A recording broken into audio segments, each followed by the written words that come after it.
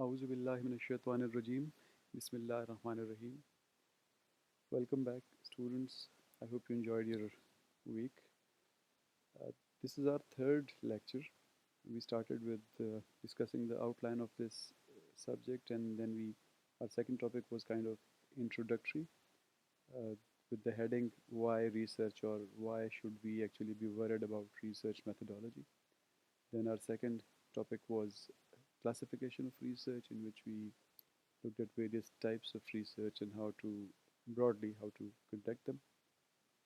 Today we'll be looking at literature review and ethics.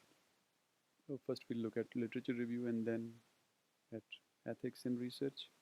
And for this chapter or module or session, you'll have to read chapter 5 of Newman, 7 edition, then chapter 1 of Collis and Hussey, actually section 1.2, and another few things that are not covered in any of the books that we are following, but you'll find them in the slides or in the discussions that we'll have today. Uh, I would like to remind you that all this material, it's available on our group. So before looking at literature review, let's just situate at what point you need to read literature. If you look at this diagram, uh, you'll see that you start your research by finding the problem or defining the topic. Then you kind of narrow down the problem into a specific researchable topic, and right after that, there's a requirement to justify that your topic is valid. It's good enough for research. That is when you must start reading the literature. Actually, for purely theoretical researches, even the first step starts after you read some literature and you find that there's some gap in the literature that you need to address, or maybe you've read a seminal paper, and at the end of the paper the author has suggested a few areas for future research, and that gives you the idea for your topic. So literature could really be the starting point of your research, but if it is not, then at least you would have to start reading literature when you have put your topic in some shape, and now you are required to justify, to prove that it's a good topic. If you look at the diagram, it actually outlines various steps that one would have to go through when conducting an empirical research. You would see that literature actually comes on virtually every group of steps of any research. You start with literature, then you read literature to justify your topic, then you read it to refine your topic to make it more researchable, measurable. Then maybe you read literature to operationalize the terms, to define them clearly, to define their measurements clearly. Then when you're looking at the methodology that you'll use to conduct your research, probably you'll have to read literature to see what other people, what they did when they were doing similar researches, and so on. You'll actually need to read literature at almost every step of your research. So literature is really important, and it's therefore important that we actually learn how we should conduct the literature review. So this overall this slide that you are seeing, this diagram will actually go through it several more times during our course. So don't worry about it. I just wanted to show you how you contextualize literature review in the overall frame of research. Now, why do you do literature review? Well, there are many reasons, but the few that I have outlined, let's look at them. The first is that you have to demonstrate a familiarity with the body of knowledge and establish credibility. So you are researching a topic. Uh, you would be only taken seriously if you prove to your professor or other stakeholders that you know that topic.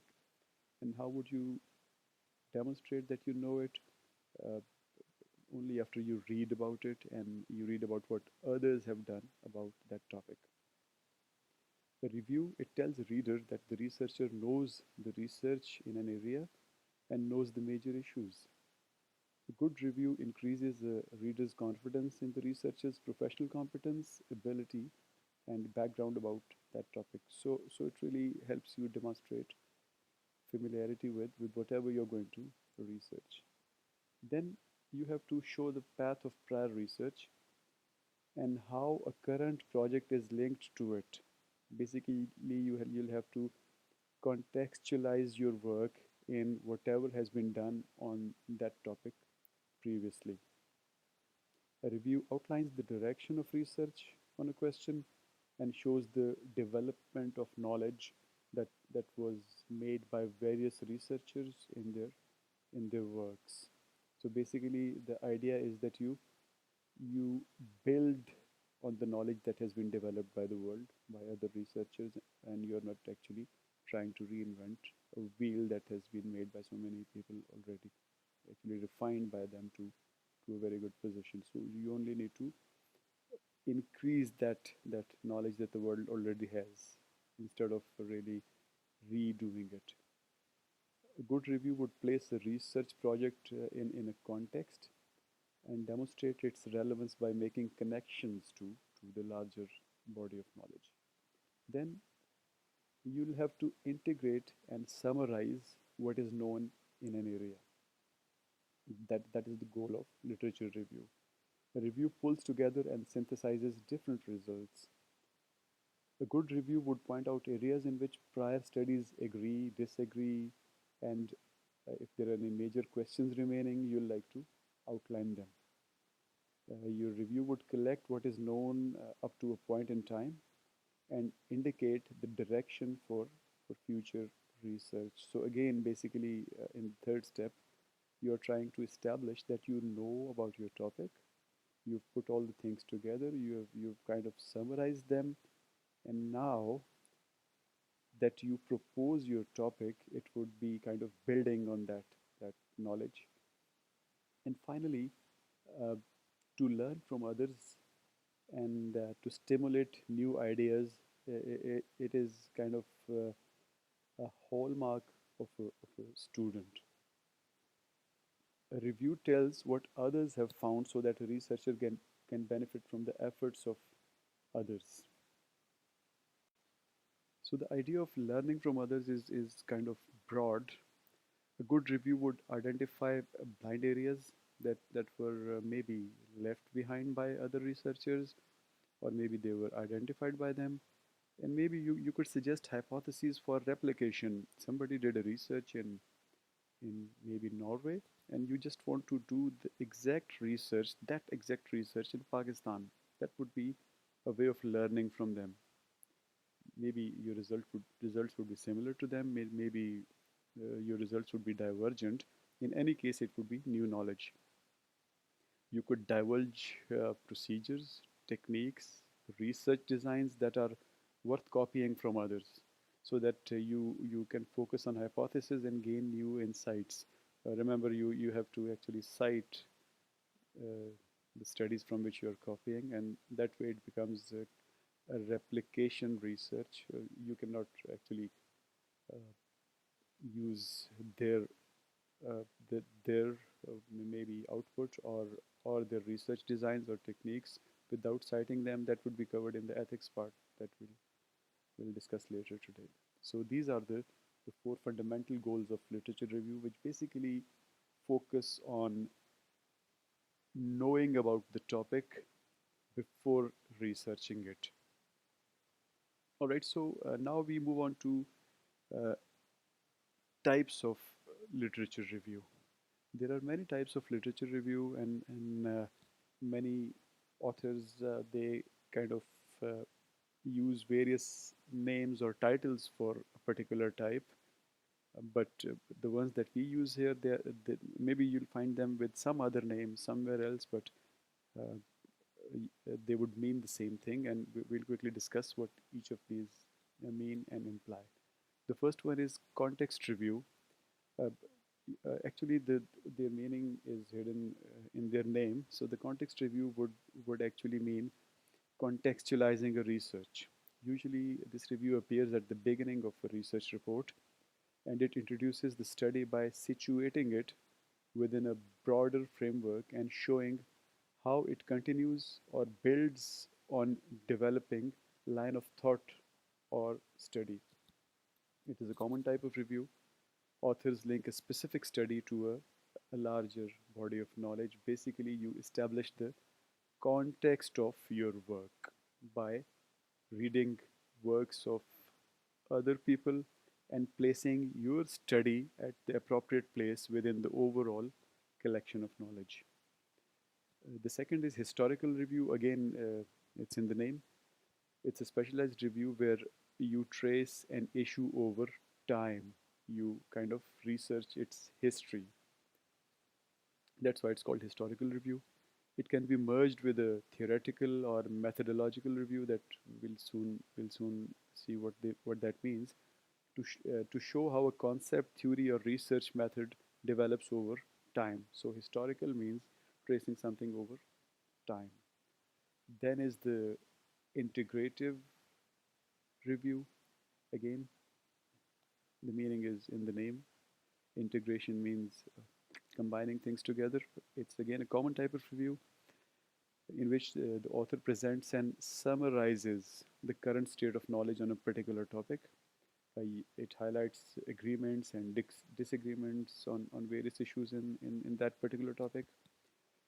This review is often combined with a context review that we looked at earlier, or it may be published as an independent article as a service to other researchers. Imagine you find a paper that kind of collects the entire literature that has been written on a particular topic. Imagine if that is your topic, how easy it would be for you to move on. You won't have to read much, and this single paper would kind of give you a comprehensive picture on that topic. Sometimes we call this a meta analysis. Uh, what exactly a meta analysis is, we will quickly look at it in next slide. So, a type of integrative review is called methodological review, in which you only integrate the methodologies used by various researchers when researching a particular kind of topics. It's a specialized type of integrative review. And what you would do is you would compare and evaluate the relative methodological strengths of various studies. And you would actually demonstrate or show how different methodologies account for different results. And when I say different methodologies, it could be different research designs, it could be different samples, it could be different measures of variables. So the idea is to review the methodologies used by other researchers on a particular set of topics or maybe a single topic. Then is the self-study review. What is a self-study review? It is usually a student's work in which the student demonstrates his or her familiarity with the subject area, and usually it would be a part of an educational program or a course requirement. So if since you people have already shared your research topics with me, if I tell you to read literature about your topics, that would be kind of a self-study review. And the last one is theoretical review. It is again a specialized review in which the author presents several theories or concepts focused on the same topic and compare them on the basis of assumptions, logical consistency, and scope of explanation.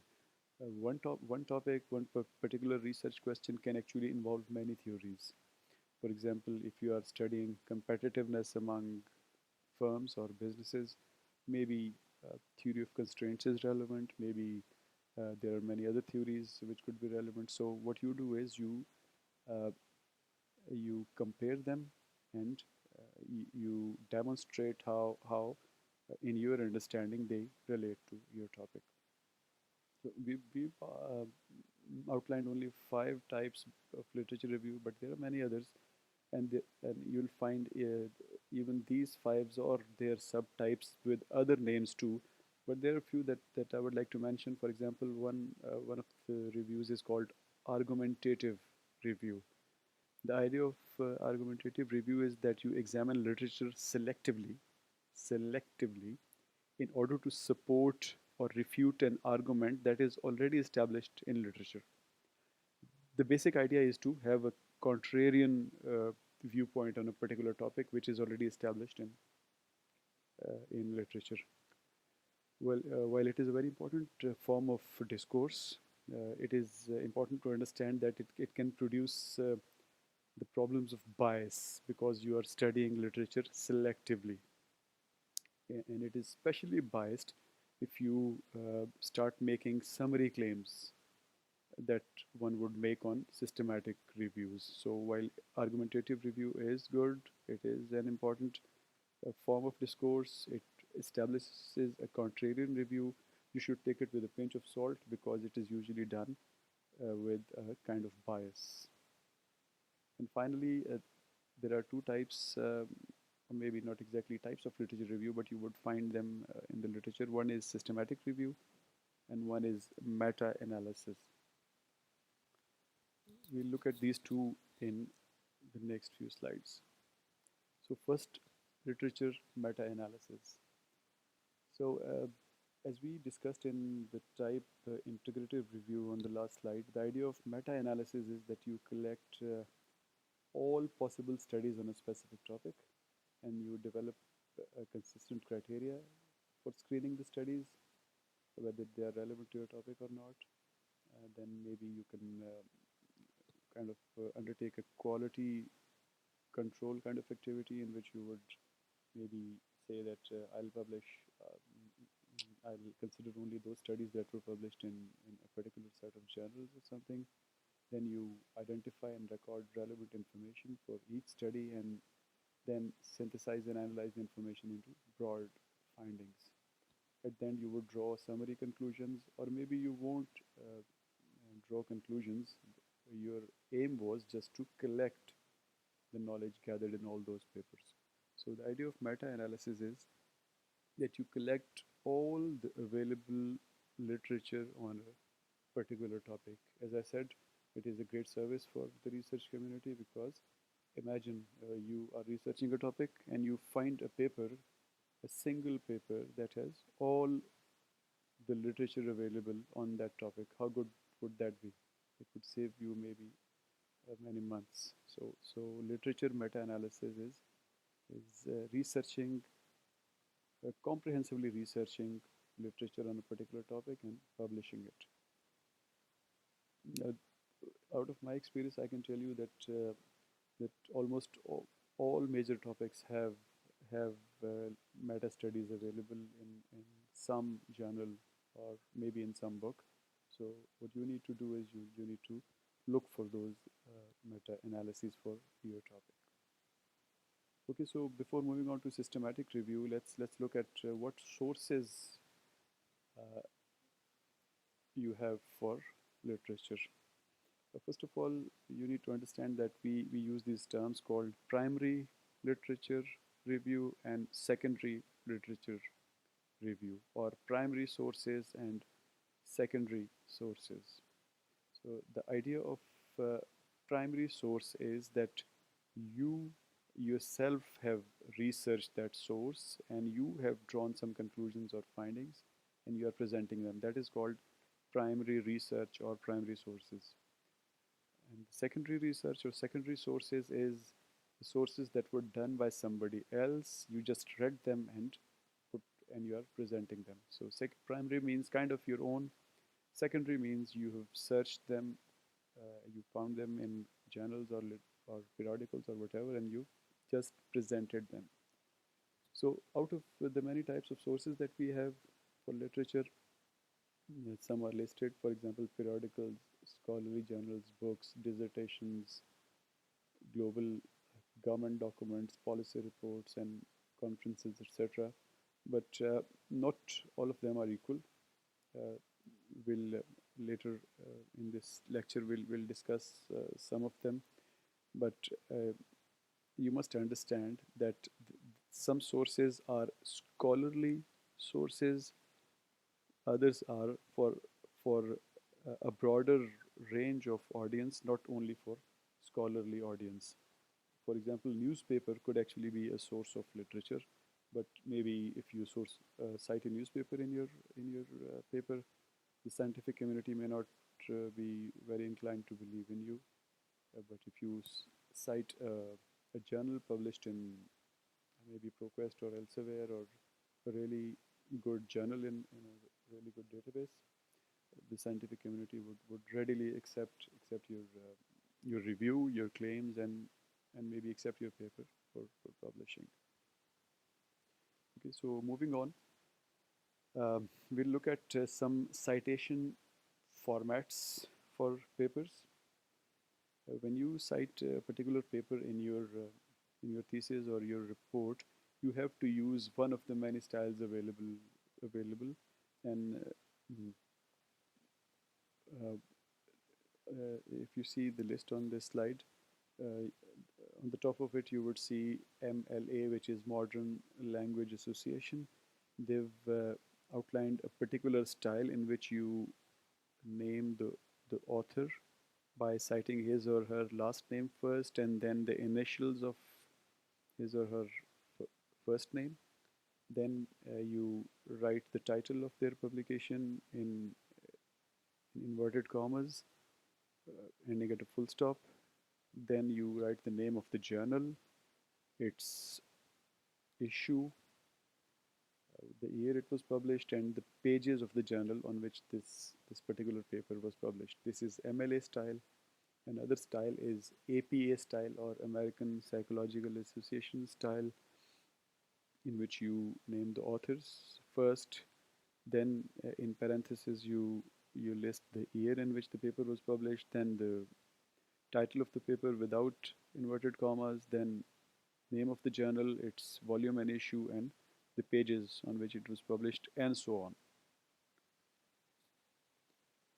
So besides these two, there are many other styles, such as the Chicago style, the Harvard style, the Vancouver style, and there's so many others as well. So these were the styles for papers. There are citation formats or styles for books, for dissertations, etc. But the easiest way to find the exact way of citing a paper is to go to scholar.google.com, then write the title of the paper or title of the author, and you would see the list. If you've entered the author, you would see all the papers by that author. If you click the paper, you'll see a double inverted comma besides that paper. If you click it, it will give you all the styles in which it could be cited, and you could copy that citation. These 1, 2, 3, and 3 slides that you see, they are actually screenshots from scholar.google.com. So it is very useful when you are writing the references for your own paper. All you need to do is go to scholar.google.com, look for the paper, click on the inverted commas link, and it will give you already formatted lists of citations. Okay, so we looked at integrative or meta-analysis earlier. Now we'll quickly discuss what a systematic literature review is. The idea of actually systematic literature review is not a different type of literature review. It is just the concept is doing your literature review systematically. So just like the idea of defining your research topic, you should begin a literature review with a clearly defined, well-focused research question and a plan. A good review topic should be in the form of a research question. For example, a crime in Islamabad is much too broad a topic.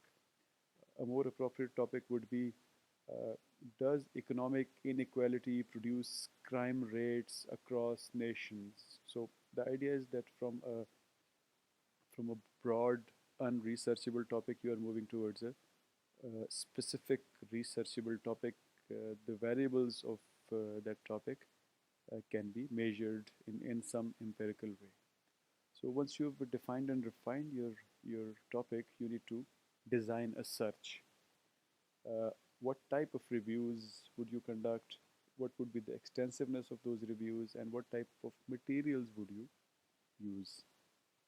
You have to be careful with it, systematic with it, and organized with it. Once you have designed your search, you need to locate those reports that you've decided to locate. It could be articles, it could be books, it could be edited books, PhD, MS thesis, dissertations, government documents, anything. So once you've done that, the next step would be that you would extract relevant data and assess its quality. If it is good enough by the standards that you've set earlier in the design search part, then you should analyze that data and combine that data to form a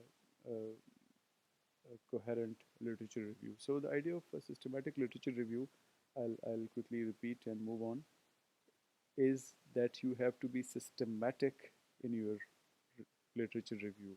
Systematic means you have to outline a process that you will follow for literature review, and each step of that process should be defendable logically. So that is a systematic literature review.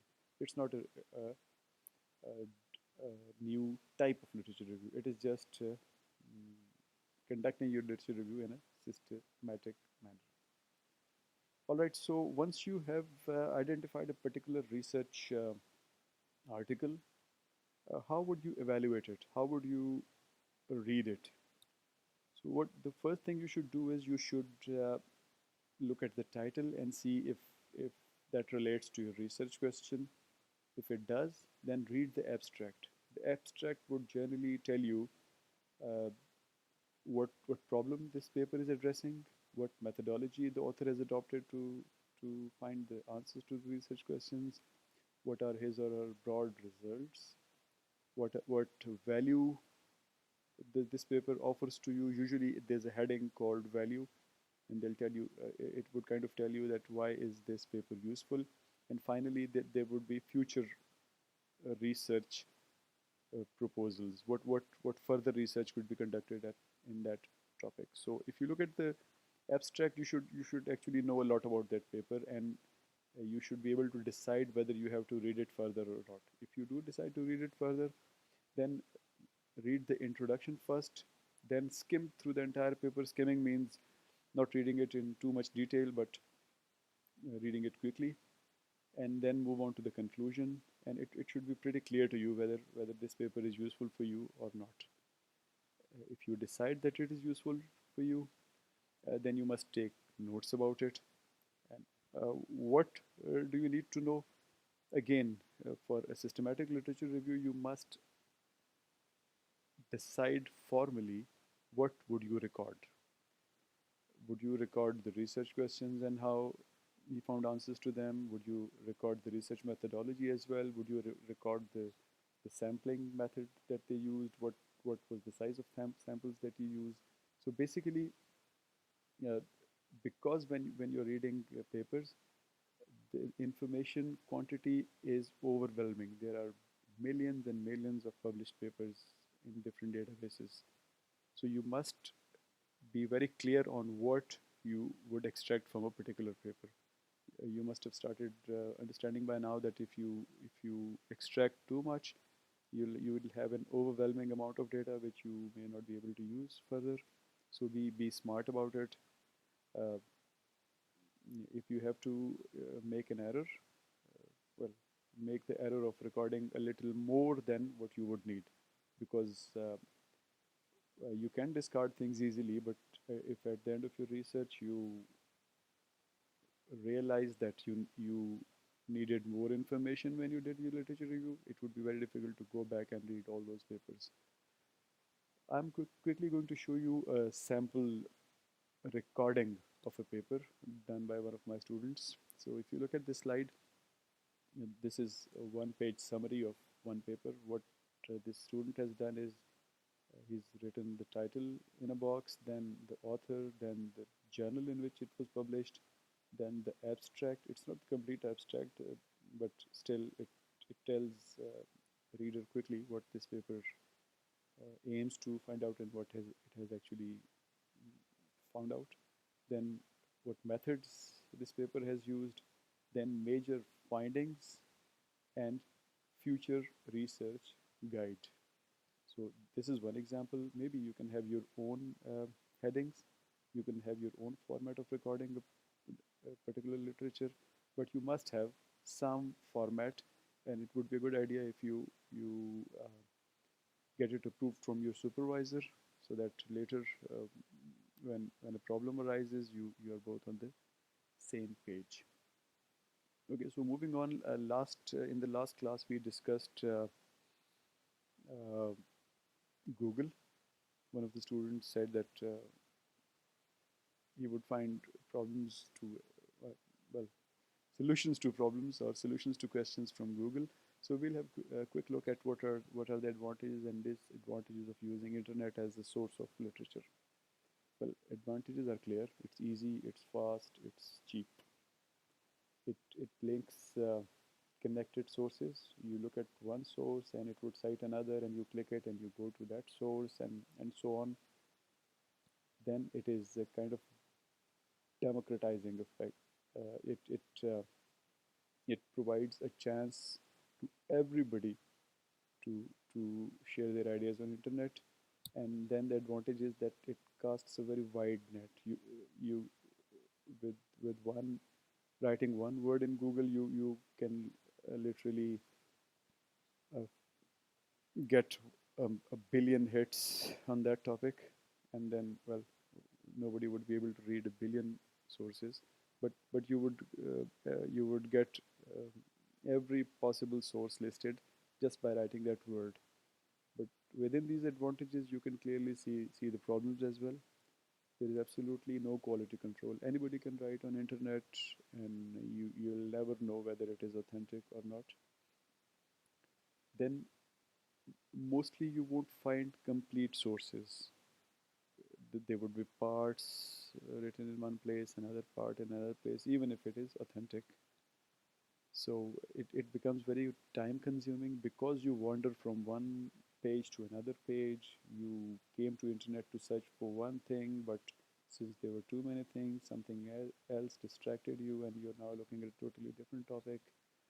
And finally, it is very difficult to document. Why? Because you search today and you write in your paper that I retrieved this article from so and so website on so and so date. But when somebody is reading your paper and they look at the same source, maybe that website is no longer there. So it would be kind of unverifiable for them. And if something is unverifiable, it's not reliable, and your research would be rejected. So that is all I had for literature review. If you have any questions, you can get back to me on email or any other source, or you can actually discuss it with me in the next class. So we'll take a quick break, and after we return, we'll move on to ethics in research. Bismillah ar-Rahman Rahim.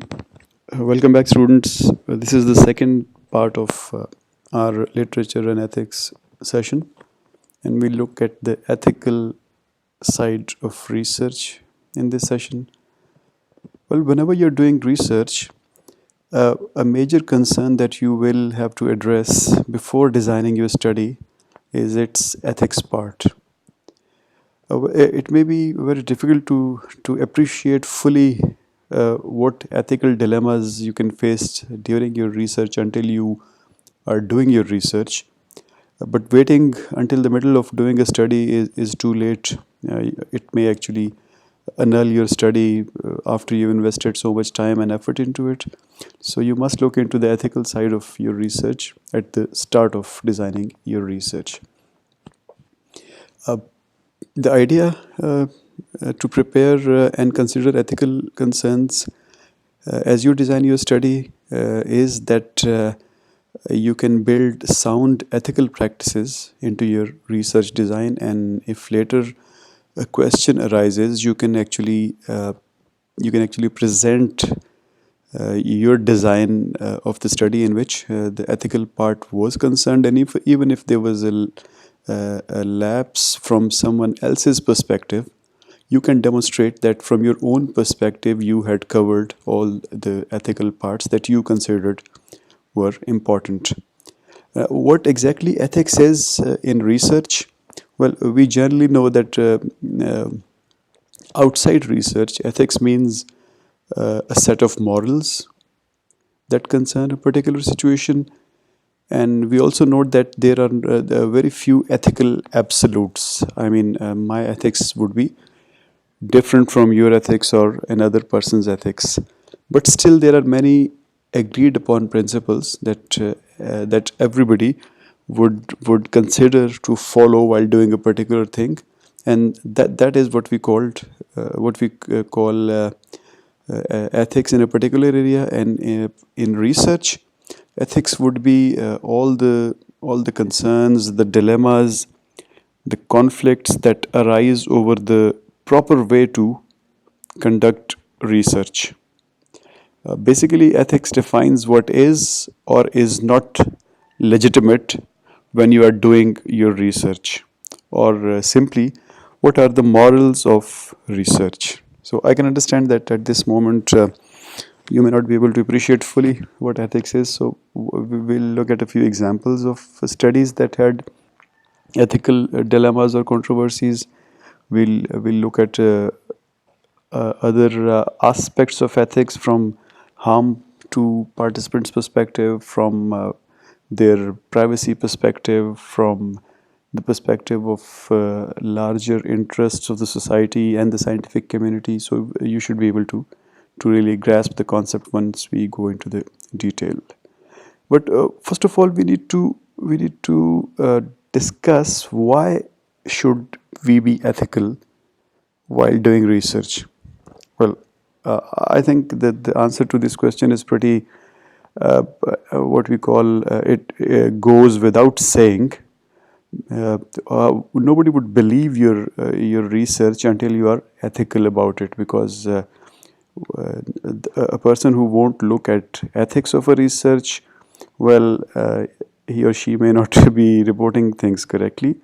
He or she may be putting the wrong data in. So ethics has to be there. The ethical concerns must be important for all the researchers to, as a first step, prove that they did a good research that should be reliable. So there are a few definitions that we must look at. First is scientific misconduct. What is scientific misconduct? It's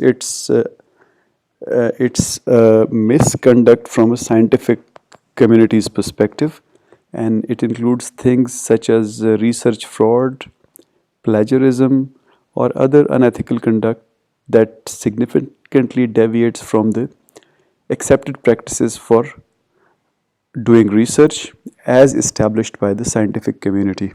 What is research fraud? It would be basically faking your data or falsely reporting on the research procedures.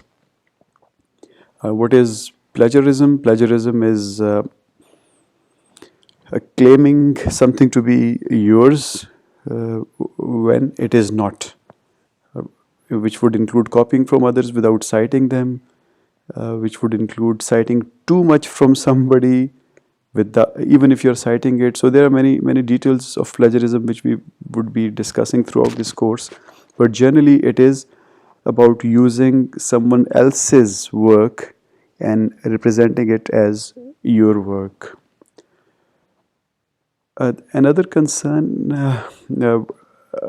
when you're looking at ethical side of research would be that there would be things that would be legal, but they would be crossing the lines of ethics. For example, if a study is copyrighted, obviously you cannot take material from it.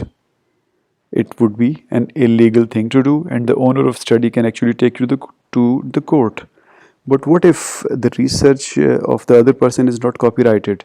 It is not even published. You just saw it in a raw form and you picked it. It's obviously not illegal, but it is surely unethical. So, uh, as a researcher, not only should we be aware of, we should we should not only be sure of not doing illegal things, but also not doing unethical things. So, from the perspective of ethics and participation in research, an important concept is the concept of harm or causing harm to the participants. Why would, from where did this concept of protection of the participants came? Well, it's the first instance of this is seen in literature in connection with the medical experiments that were conducted by Nazi researchers, and they ultimately led to the development of Nuremberg Code. We'll discuss what Nuremberg Code is, but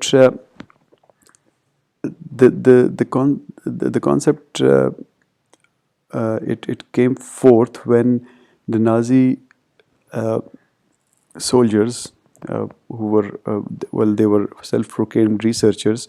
They would conduct research on prisoners, and it would actually include things like exposing them to deadly gases, severing their limbs, and giving them really serious physical torture, which would even lead to their death. And the cover would be that we are doing medical experiments to see what this gas does.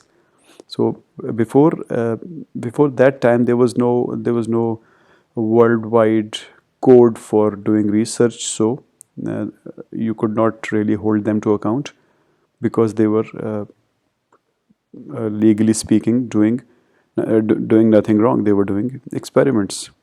Another source which actually led to development of uh, laws related to protection.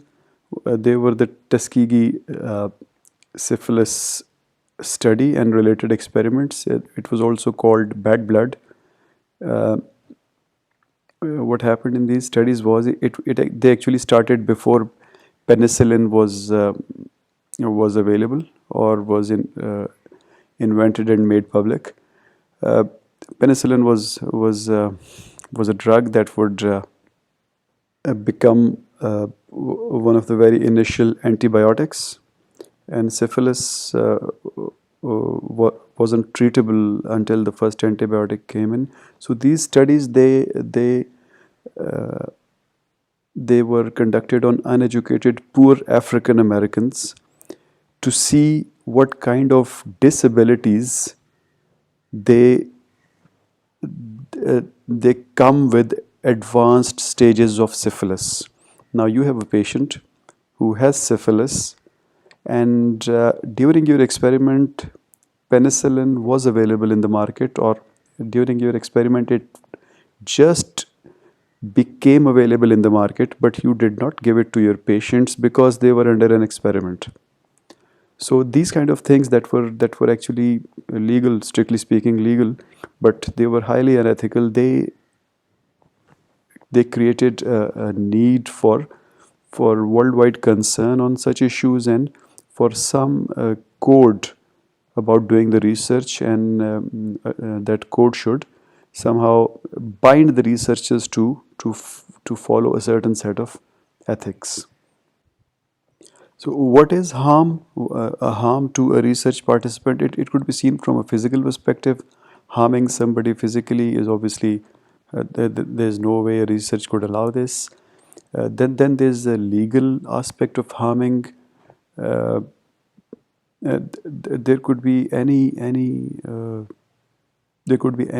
perspective of legal harm. It could be, of course, in extreme cases, death, pain, disability, loss of ability or freedom, loss of pleasure. It could be anything that legally harms somebody. It may not be a physical harm, but legally it could be harm. Well, anxiety to somebody, discomfort to somebody, when you ask them to recall unpleasant experiences, it is actually harm. It negative effect on a person's job could be harm if you ask them questions that could later lead to problems in their job. So harm is really a broad concept, and while doing your research, you should be very aware of all possible kinds of harms that could be inflicted upon your participants if they become part of your research. Well, the examples that we've cited so far, they are mostly from the medical side or the physical harm side, and some of you who intend doing social sciences research would be thinking, how could I harm my participants? I'm not going to inflict any pain on them or cause them any distress or something. But if you think deeply, some of your questions might actually be, uh, well, if your participants they answer your questions completely and uh, with all their effort, it could be in some way harmful to them. For example, it could be harmful for them in their jobs if it is published with their names. So you should be really, really considerate about your participants, and you should be ready to ensure that no harms comes their way just because they participated in your research. Now we'll look at three very famous ethical controversies that are associated with research experiments that were conducted um, in most of them were conducted around the middle of the last century. The first one was it is known as Milgram's obedience study. Now, what is this study? If you look at the diagram at the right top corner of this slide, there's there are three people sitting. Uh, E is the experimenter, T is the teacher, and L is the learner. So Stanley Milgram, he devised his psychological study to answer a question related to uh, the Nazi forces, the German Nazi forces. And the question was that was it possible that the Nazis and their accomplices or the followers, they did what they did only because they were following orders, and they did nothing wrong because they were following orders? So this was the question. And how was this set up? The experimenter E, he would order uh, the teacher who was the subject of this experiment, to give what the teacher would believe are painful electric shocks to the learner, L, who is actually an actor or a confederate. The subject is led to believe that for each wrong answer, the learner was receiving actual electric shocks, though in reality there was no such punishments. Being separated from the subject, the confederate or the learner, he had set up a tape recorder integrated with the electric shock generator, which played pre-recorded sounds of him shouting for each shock level. So basically, what was happening? The teacher was asking questions from the learner, and if the learner would answer the questions wrongly, the teacher would give him or her an electric shock. And as the number of wrong answers increased, the voltage of the shock would increase. And what the experimenter was doing, he was prodding the teacher to do the experiment and continue with it, irrespective of the feelings that he or she would have from the shouting that was coming from the learner. So basically, orders of the experimenter being followed by the teacher were being studied.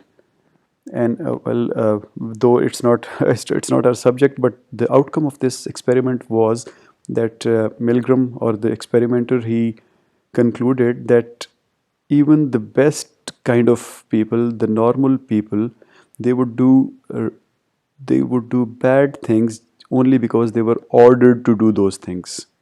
So order in that sense was something that would kind of override the moral principles of the individual. Now, what is the controversy here? The controversy was that even though Milgram had obtained informed consent from the subjects, that was the teacher, he was still ethically responsible to ensure their well being. When participants displayed signs of distress, such as sweating, trembling, the experimenter should have stepped up and halted the experiment, but he did not. So this experiment, it became really controversial in history of scientific experiments on the context of discomfort to the the person who is a participant of the research. The second study is the Humphrey's tea room trade study. Uh, you can look for it on the internet. It was basically about tracking male homosexuals in public toilet. It was conducted in UK. Why was it controversial?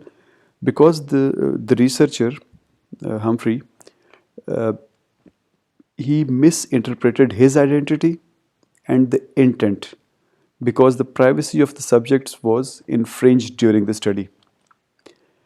And actually, the study caused a major debate on privacy for research participants, and is now often used as an example of highly controversial social research. The bottom line, why is it controversial? Because it infringed upon the privacy of the participants. The third controversial study is known as Zimbardo's prison experiment, uh, conducted in Stanford University. Well, all these researches, they were conducted at really top of the line universities in the world. The first one, the Milgrams, it was conducted at Yale, one of the top universities in the world. Similarly, this one that we are talking about, Zimbardo's study, it was conducted in Stanford. So in 1971. The purpose of this study was to understand Zimbardo studies. Its purpose was to understand the development of norms and effects of roles, labels, and social expectations in a simulated prison environment, SPE, simulated prison environment. This study is also called SPE. So basically, what they did was that they chose normal subjects. Personality tests were conducted, and only normal people, purely normal people, were selected to participate. They made two groups. One was the prisoners group, and the second was uh, guards group. So it was a simulated prison in which some people were guards and some people were to act as guards, and some people were to act as prisoners. The prisoners, they were deemed individualized, which means they were dressed in standard uniforms and they were called by their numbers. And the guards were militarized, which means they were given uniforms, they were given sticks, they were given reflective sunglasses. So the guards, they were given orders to maintain a reasonable degree of law and order, and they served an 8-hour shift. And the prisoners, they were locked up 24 hours a day. Unexpectedly, the volunteers, all the participants, they became too caught up in their roles. The prisoners, they became passive and disorganized, while guards, they became aggressive, they became arbitrary, and they became dehumanizing. By the sixth day, things got so bad that Zimbardo had to call off this experiment for ethical reasons. Now, why is this a controversy? It is a controversy because participants were not allowed to leave the experiment. Secondly, uh, two French researchers, they wrote articles about it. They criticized this study very seriously on on the grounds that they thought the participants, they knew the response expected from them or the behaviors expected from them, and they produced those behaviors. So what they say is that it was technically not a scientific study at all. Zimbardo did it for no scientific reasons, and the sample was too small. So another controversy, and the basis of it being controversial is that the participants, they knew what to do, and they were kind of pushed to do what they were supposed to do.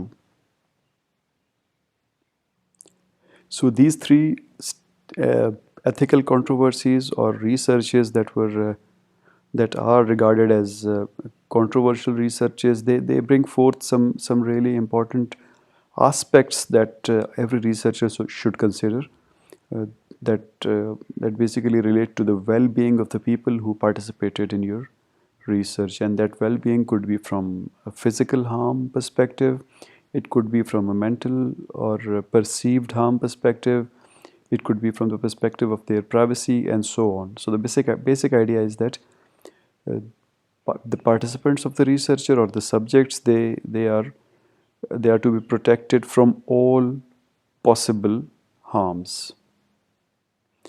Okay, so let's take another small break, and let's get back in 5 minutes and continue our discussions. Welcome back again, students. So let's move on to the last and third part of our session.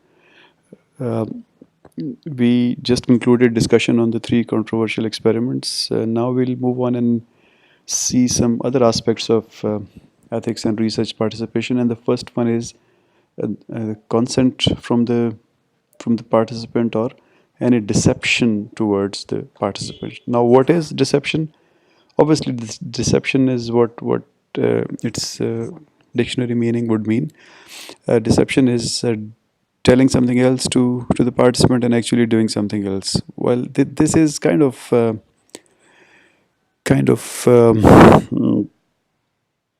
dilemma here, because if you tell the participant everything, then they would know what they are expected to do, and they would, if they want to continue with the experiment, and particularly if the experiment is paying them something, maybe they would like to keep doing what you expect them to do. So they would be doing a certain they would be exhibiting a certain behavior that you like, so that you can keep them a participant of that research. So there's a dilemma here. I'm not going to give you a solution to it. My aim is just to make you aware of such situations that can come in the way of your research. So ideally, there should be nothing that you know and the research participants do not know. Second is the principle of voluntary consent. And what is it? It is an ethical principle that people should never participate in research unless they are explicitly and freely willing to participate. So this principle should always be followed. Then what is informed consent? Informed consent is a statement. It is usually a written statement that explains aspects of a study to participants and asks for their voluntary agreement to participate before the study begins. Now, what is the difference between principle of voluntary consent and informed consent? Well, not much. It's a thin line, but the first one is a principle, and the second one is kind of the legal form of the manifestation of that principle. Well, the third thing, covert observation. Again, a dilemma. Should you be observing any participants without them knowing that you're observing them? Well, if you do that, it will be kind of an infringement on their privacy.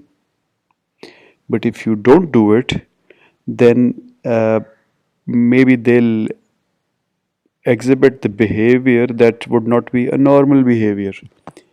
In this context, a famous study that is called the Hawthorne study, they were conducted at the Hawthorne plant of Western Electric Company in 1920s in the US.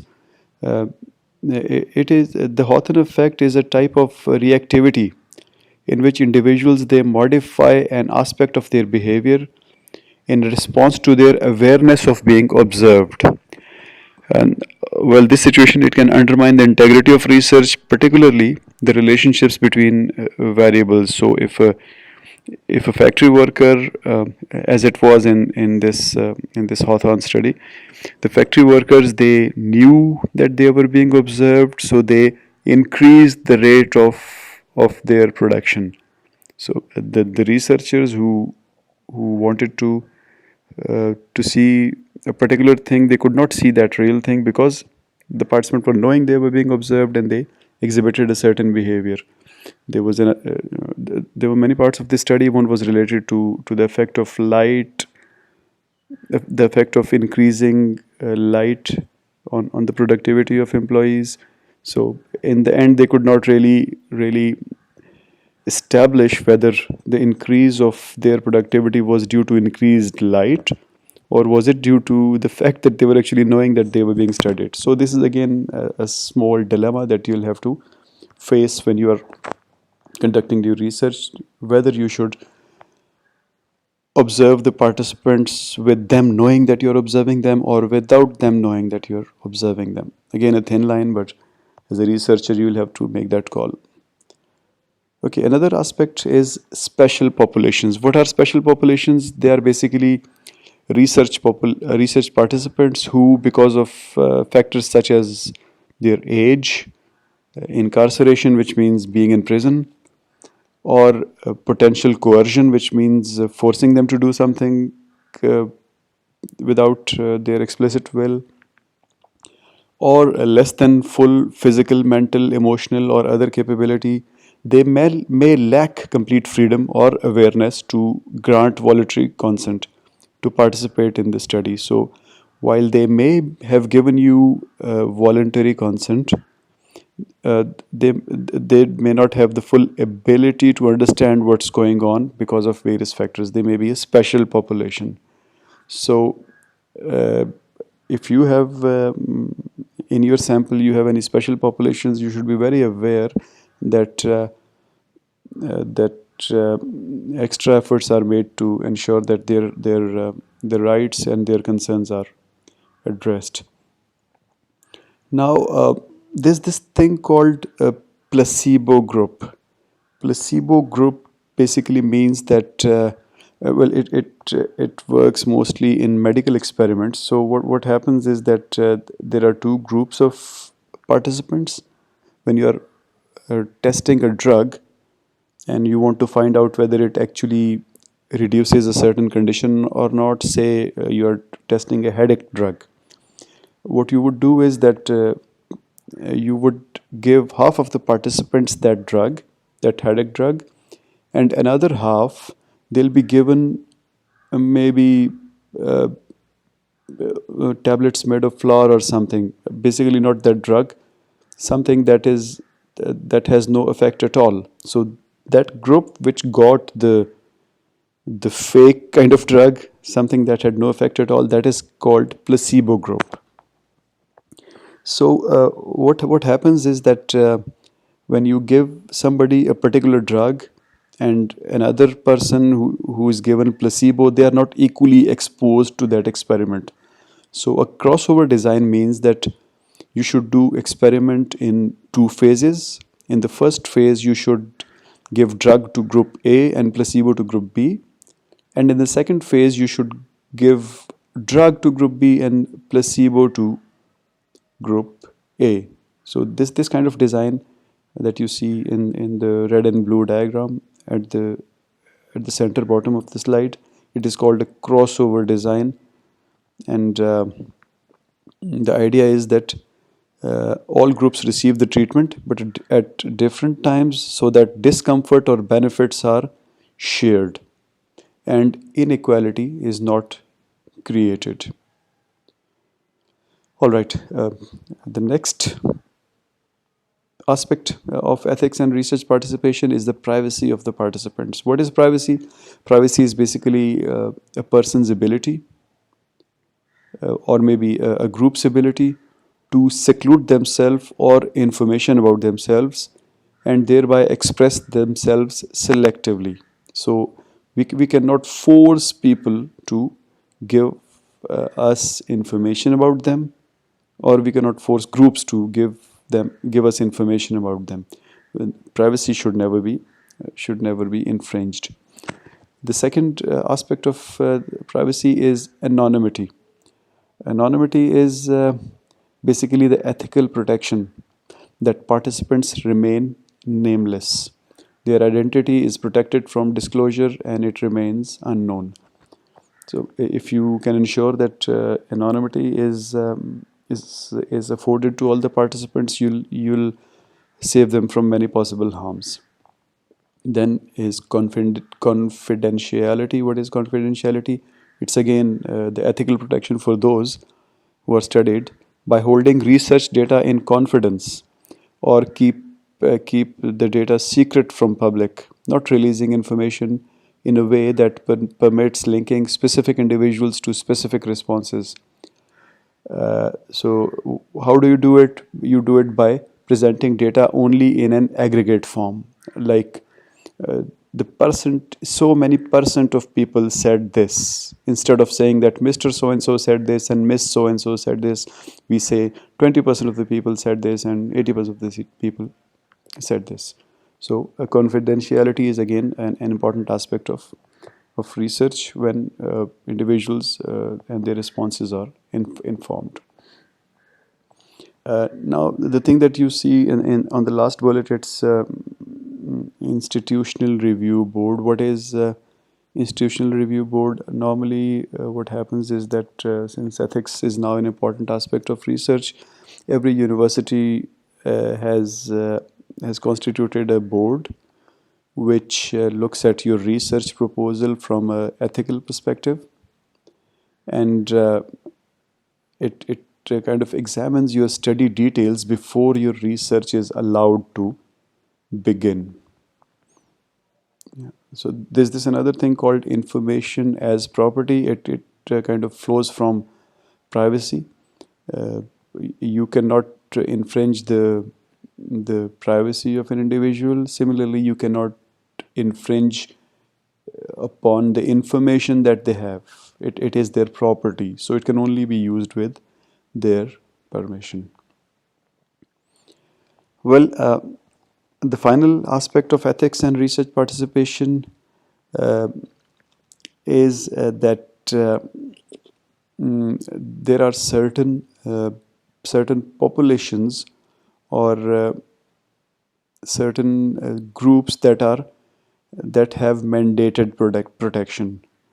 For example, there are laws in Pakistan regarding transgenders. You cannot go beyond a certain line when you are collecting information about them. You can do that with regular populations, but you cannot do it uh, for people who have mandated protection.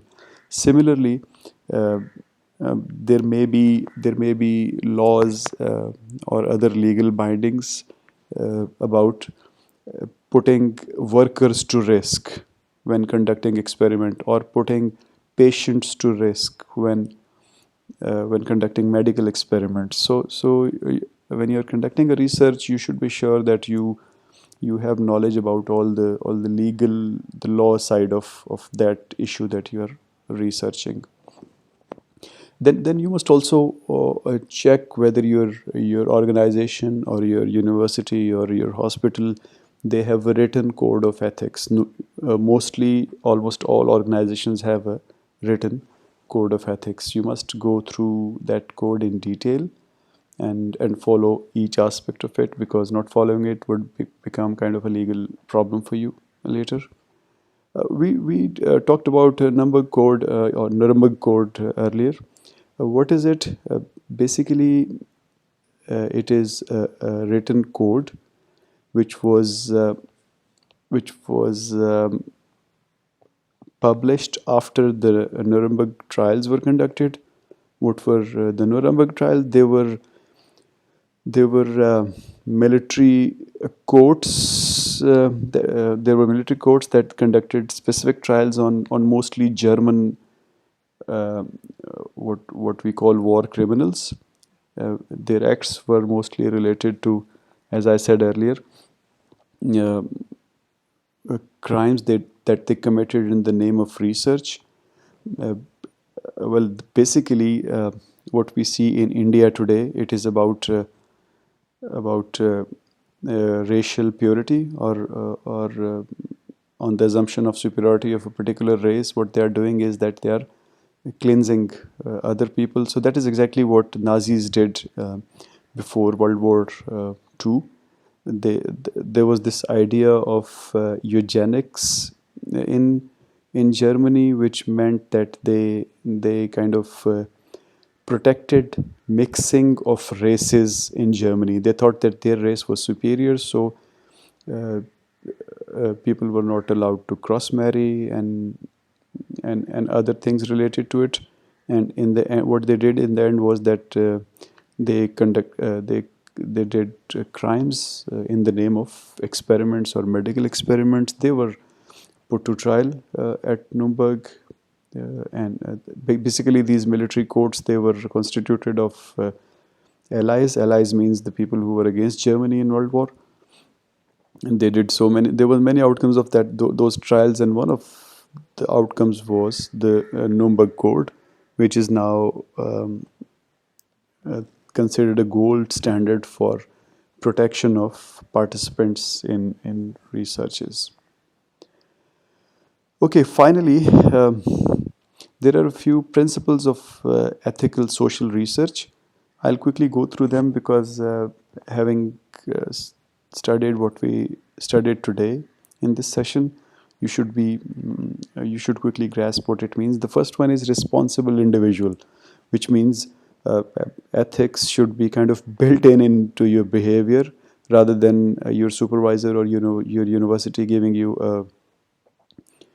a list of ethical boundaries and you confining yourself to those boundaries. It should be built into your behavior.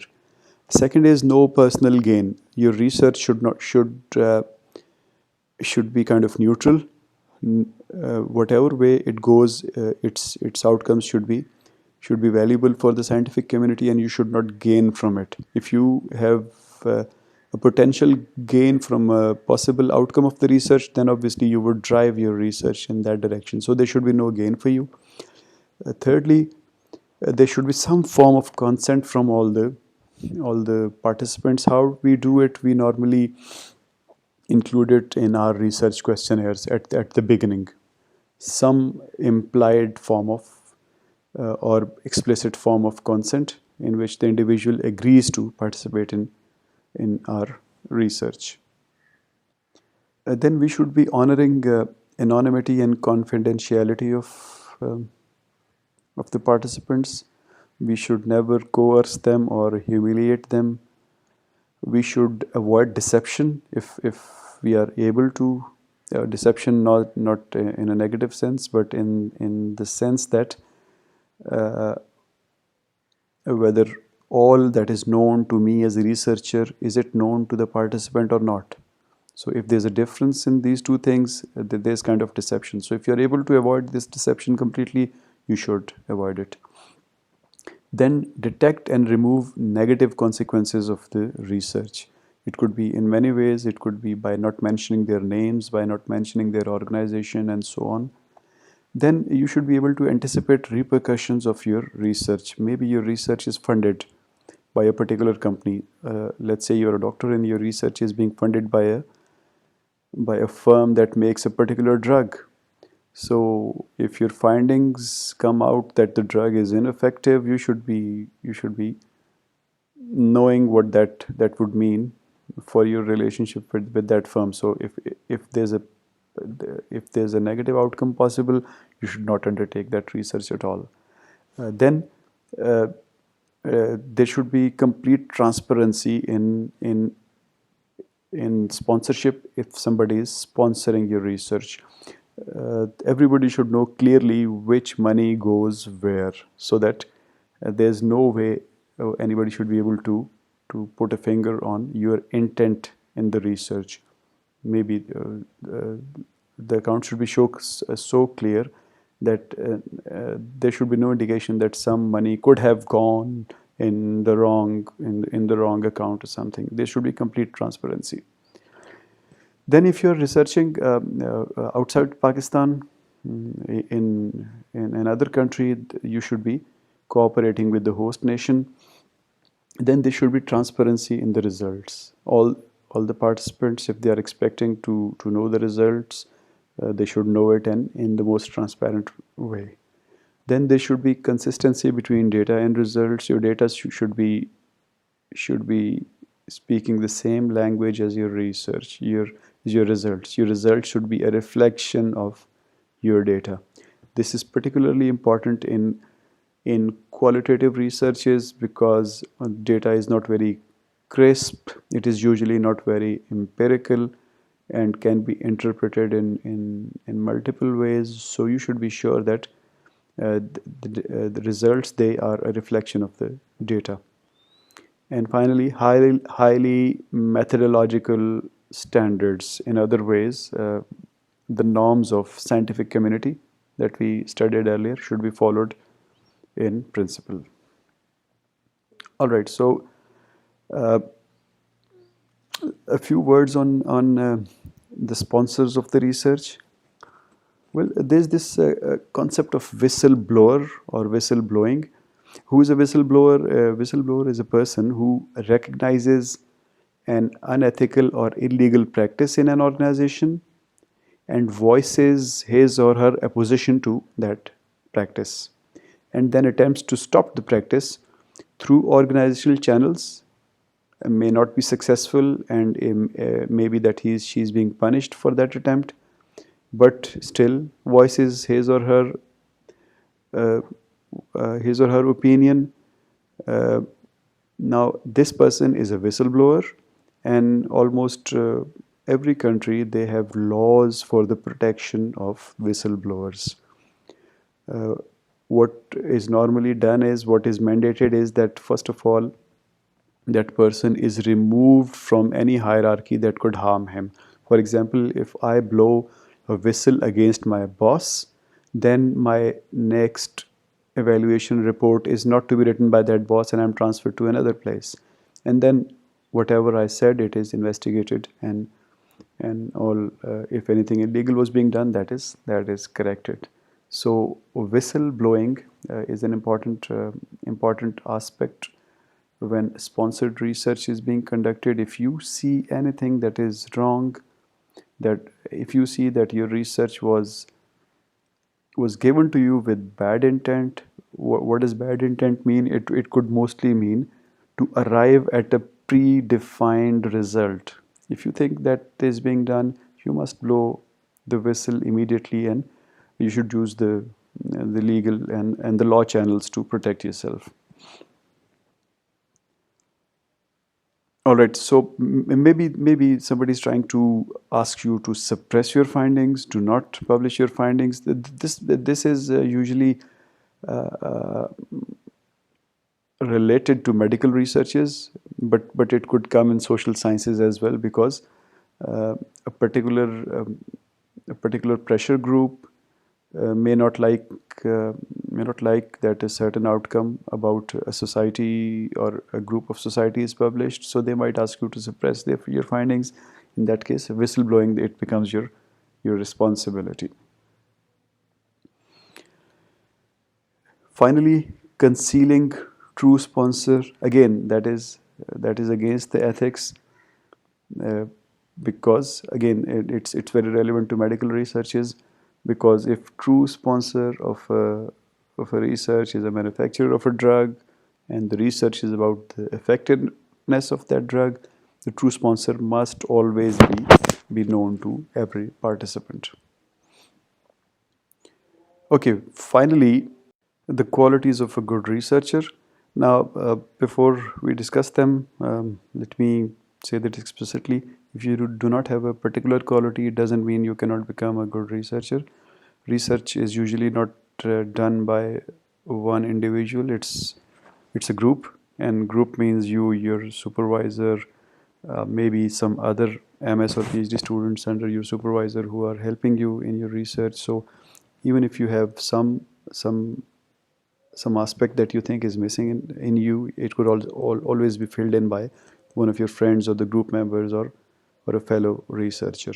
But as a group, you must ensure that, or as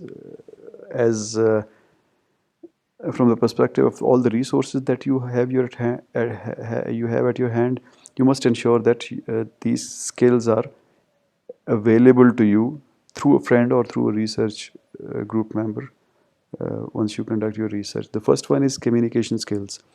The researcher should be able to communicate freely with the participants and other stakeholders, and communication means speaking, writing, talking on telephone, maybe emails, letters, or talking to your seniors or supervisors. If there are any protocols of communication in a particular university, you should be knowing them. So communication skills important. Then intellectual skills. What does that mean? It means you should have the technical and knowledge related skills that are required to conduct research in that particular area. It could be statistics, it could be research methodology, it could be steps that are to be followed in a particular research, and so on. Then IT skills, some IT software, some some other specialized software. They are these days very important when you're conducting your researches, particularly the quantitative research. So you should have, in my opinion, good grip on at least one stats software. Maybe it could be SPSS, it could be Minitab, or there's so many. So you should have grip on at least one statistical software.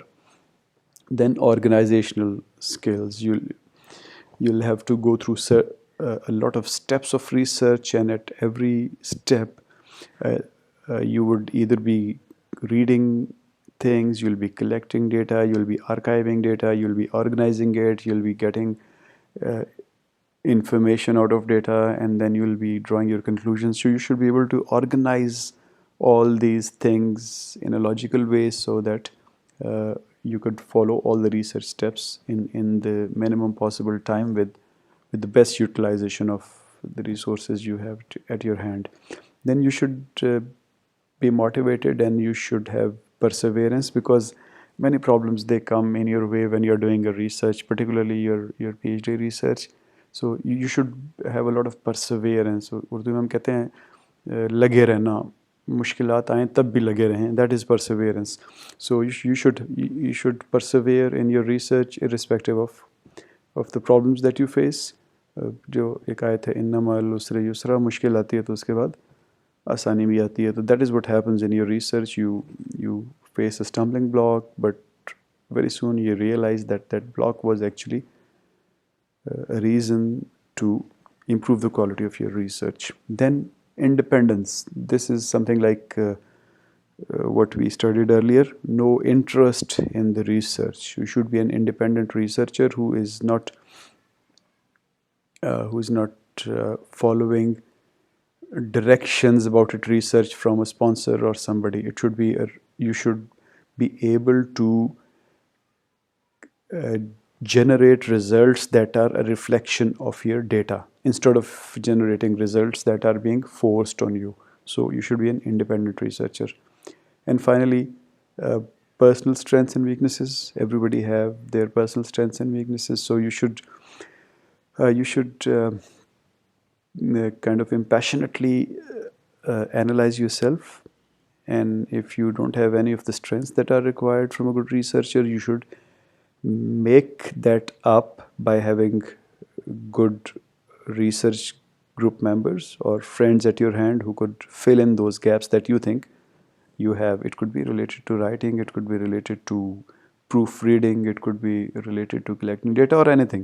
So the idea is that all these qualities, all these skills, they should be available to you, maybe not in your person, but they should be available to you in some way. All right, so that is all we had for today. But before we pack up, I'd like to share today's assignment with you. What is the assignment? You have to choose a paper, one paper from the research articles that are uploaded on our group.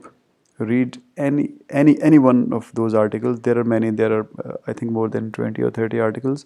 You can choose any one that you like. There are some that are mathematically intensive. There are some that are theoretically intensive. There are some that they are a mix of qualitative and quantitative. Some are cases. So you can choose whatever you like. One article. Choose it, read it thoroughly, and submit its summary.